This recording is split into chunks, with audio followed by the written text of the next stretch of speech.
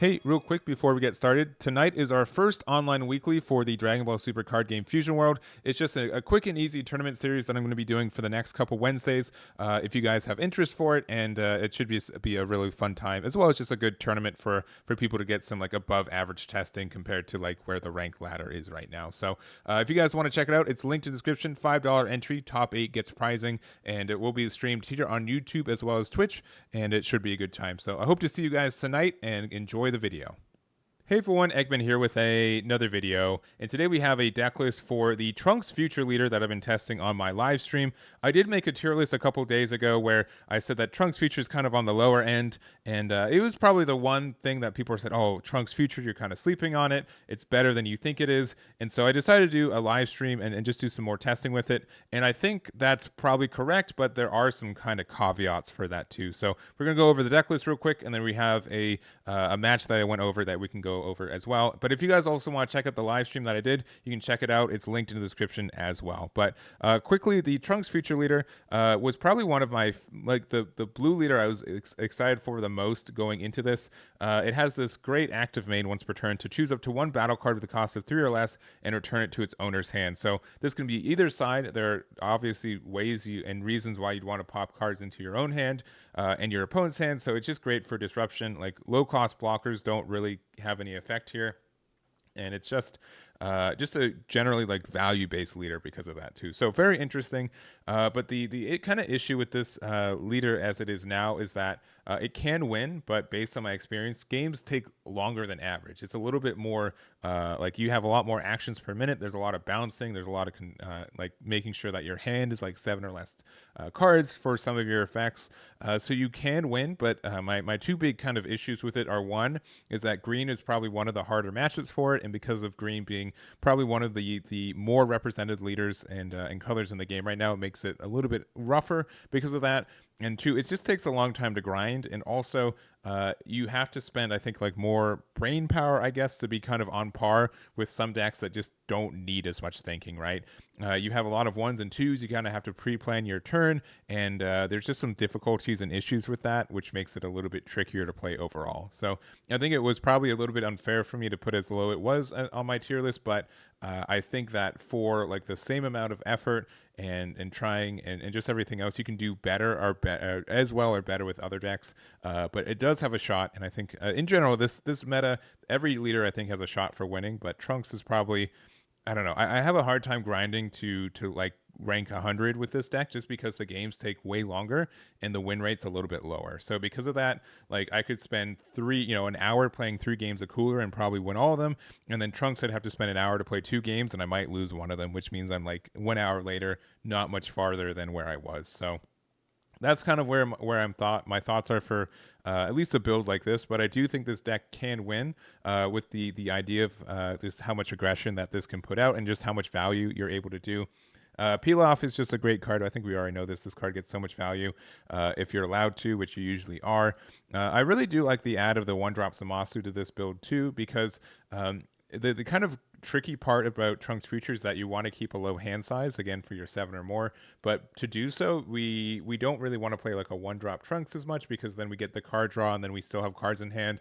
So Zamasu being able to get rid of one of their cards and also be a 10k counter, it just means like you get a +1 with the card, but your hand still is lower, and it's still a 10k. So I do like having this card. I think it gets a lot of value in this game.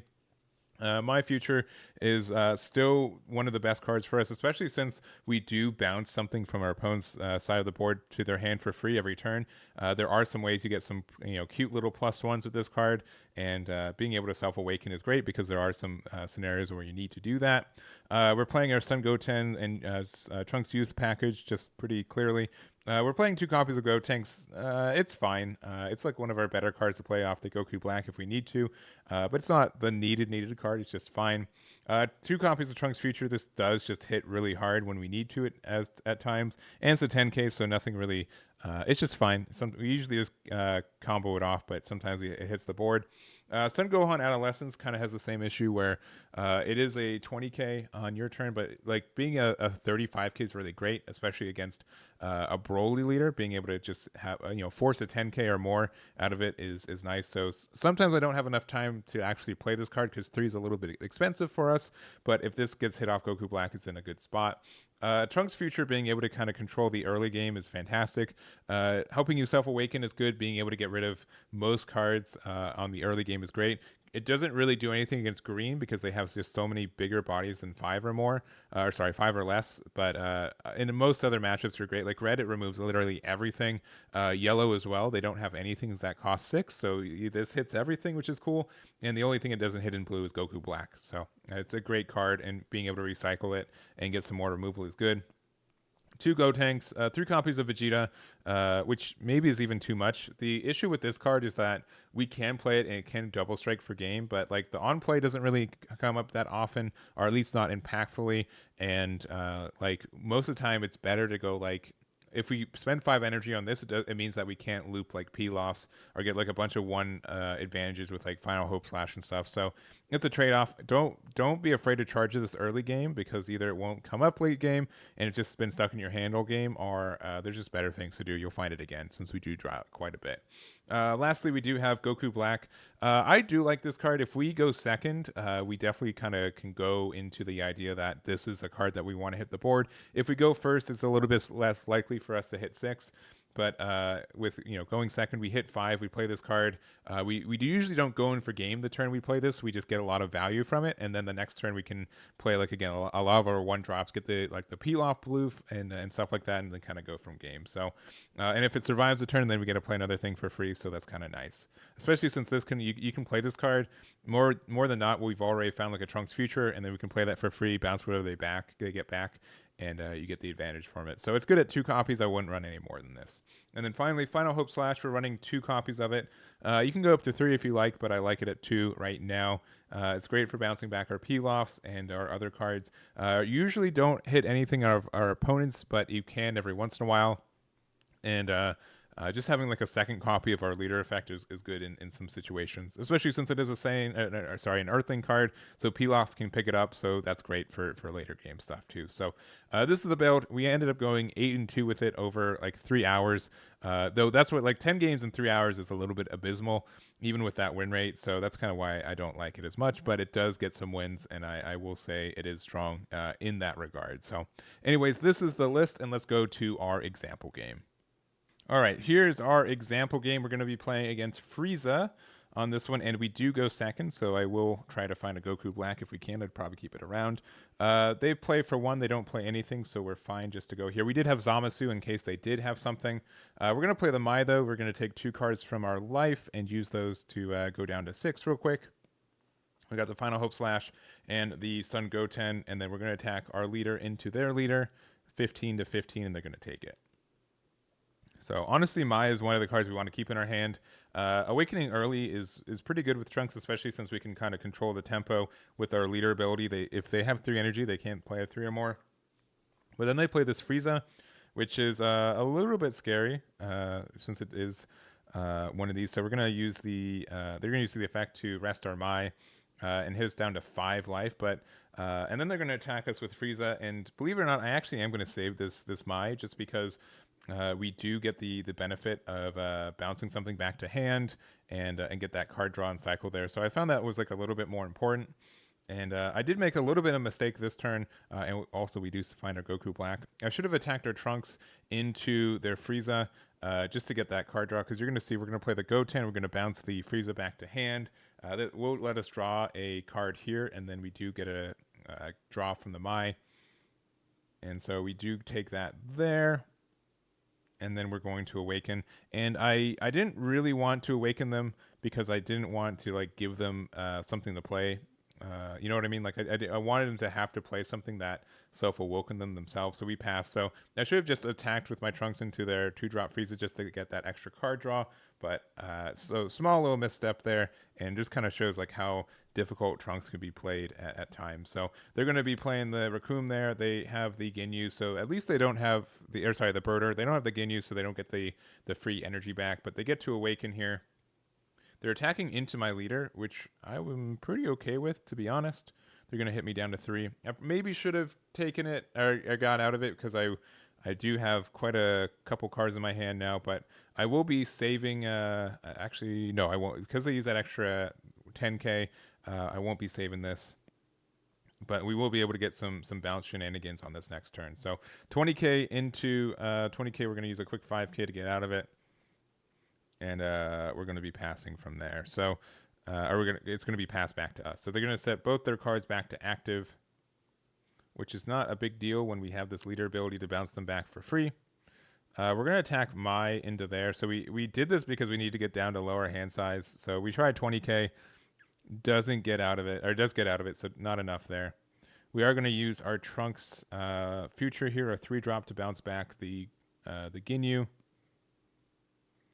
Then that will mean that we will be at 6 cards in hand, so we get to draw 1 off the Mai. Once again, we're going to swing 20k into the Frieza.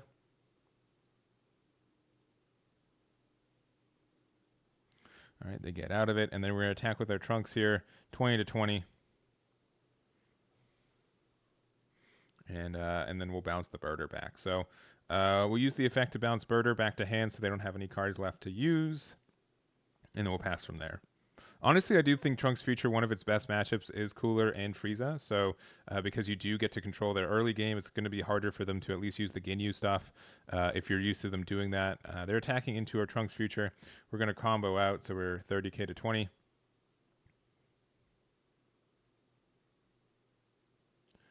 And then they are going to play the Cooler here. So Cooler is one of the menaces for this for us if we go kind of wide with our 1-drops. They're going to get rid of our Mai, so I guess we did the right thing by attacking with it.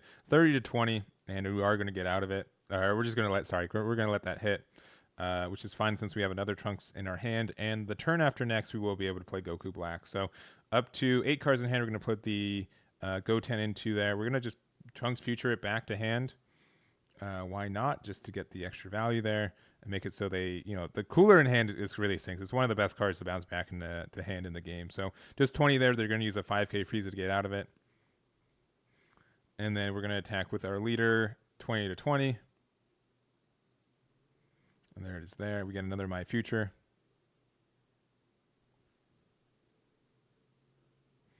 And then we're going to play our Pilaf here. All right, Pilaf's going to get our Son Goten. We're going to bounce that back to hand and pass from there. Yeah, we only had 1 energy open. If we had 2 outside of the marker, I probably would have played the Trunks Future, but with 1, we just play Pilaf and get it back. All right, they put a 3rd copy of Golden Frieza into their energy, so for a second I thought maybe they meant to do that. It was like a mistake. Maybe they have a 4th one. We'll find out in a second, but we do get out of this hit real quick, just in case that was a mistake. They're going to play Birder here, and then I believe they're going to play, Raccoon, and then from Raccoon they're going to play the 2-drop Ginyu, and then get the 2 energy back. All right, so they're attacking into our Trunks Future. I am okay with this boy leaving in a minute. We're going to just get 1 out, just kind of pretend like we want to keep it around, and then they're attacking Raccoon there. We're going to use a Goten. And then, they're probably going to use Ginyu to attack into it too. Yeah, so this one we'll let it go since we're going to draw it again anyways. And there we go. They have 2 energy left. They could use it for something, but they end up not doing that. And, this is good for us. They should have probably left Birder active because we don't really have removal outside of attacking into it. But we do have 6 energy now with the marker, so we're going to play our Goku Black here. Biggest issue with this is that if they do play Frieza, we don't really have a way to, it just stuns it for the rest of the game, which is kind of rough. But we're going to play the Trunks Future. We're going to use the effect to bounce back the Ginyu. Or the Raccoon. It doesn't really matter at this point. Let's see, 40 to 20, which they end up taking. We're going to attack our 3-drop Trunks Future in 20 to 20. All right, they're going to 5k out. And then we're going to bounce their Ginyu back to hand. So being able to just keep their board clear every turn just means that it's a hard time for them to get like the max value from their end of turn leader ability, which is really nice, and harder for them to get like Ginyu off because they just can't go as wide. So they go to 6, they're attacking, they charge the cooler, they go to 35, 40. I'm thinking about taking it, but we end up not. We just go to 50. That way we just don't lose to Frieza on the spot in case they have one. Which again, they have 3 in their energy, so I'm a little bit wary that they will. But yeah, they do have another one. So out of 25 cards left in deck, they still get this here, which is really really interesting. But it also means like I'm not afraid of it. They go 45k with the Chi-Lai super combo, which maybe was a mistake, but we'll see from there. They end up passing their turn. They have 2 life, which is pretty okay. And with us having these amount of attacks, we're probably okay. But we're going to go peel off here. We're just going to go full peel off loop, I think. We're just going to use it to use the effect, get the boost there on our leader. So 30k. We're going to go 30 into them real quick. We have a Trunks Future, so that kind of just changes our tempo. So we have... yeah, with all of these, we're going to play our Trunks Future that we top decked. We're going to bounce their Golden Frieza back to hand. And we can go 20 to 20 real quick, which they will take. And then we are bouncing the card back to hand. Probably Trunks Future just because it's another 5k. If they have like Frieza, they can use it to like rest one of my 1-drops, so I don't get the 10k from that one. But they kind of have to play Golden Frieza again because otherwise I get my Goku Black back. All right, 40, so we're just going to get out of it. We're going to use that Trunks Future. We're not really afraid of it anymore. And so 45 to 40, they can play Golden Frieza, and they can stun my guy, but it won't really make a difference.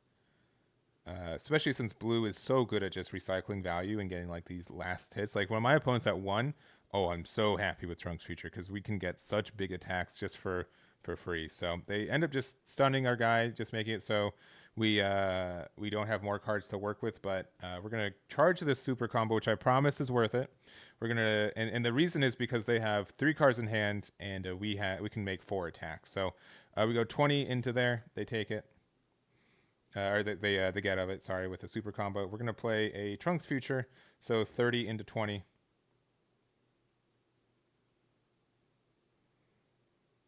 All right, another super combo. I think they saw all of them at this point. That's at least 3 we've seen, maybe 4.